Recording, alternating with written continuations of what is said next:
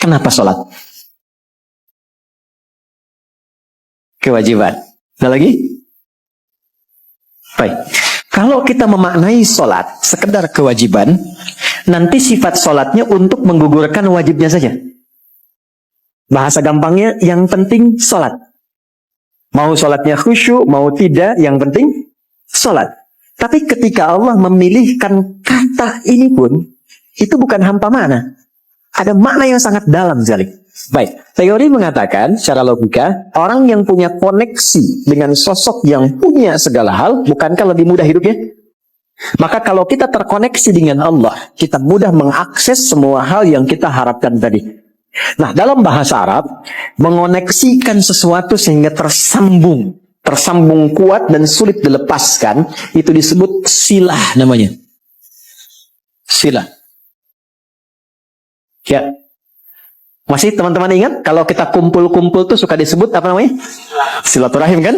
Nah, kenapa menggunakan kata silah? Diharapkan semua yang datang ini terkoneksi. Jadi bukan cuma sekedar datang, kemudian duduk, pulang, tidak. Diharapkan kenal, ini teman siapa? Si fulan dari mana? Kalau ada yang punya kesulitan, bisa dibantu gugur kesulitannya. Kalau ada yang gelisah, pulang jadi tenang. Pulang saling mendoakan. Itulah yang disebut silah. Nah, jika kita ingin merubah kata ini dengan koneksi yang sangat kuat dalam bentuk ibadah yang terpola caranya awal sampai akhir, maka rubah kalimatnya dari silah menjadi sholat. Jadi, maka kenapa ibadahnya disebut dengan sholat? Karena di dalam sholat itu kita dilatih untuk mengoneksikan diri kita dengan Allah. Sehingga saat terkoneksi kita ingat Allah dimanapun. Kalau sudah ingat, terjaga oleh Allah.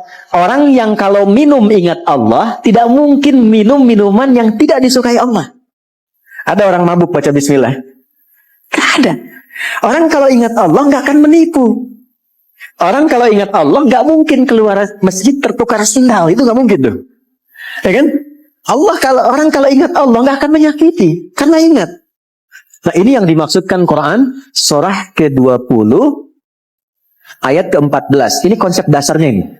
Ya, innani anallahu la ilaha illa ana fa'budni. Akulah Allah yang menguasai segalanya. Satu-satunya Tuhan yang punya semua akses dalam kehidupan.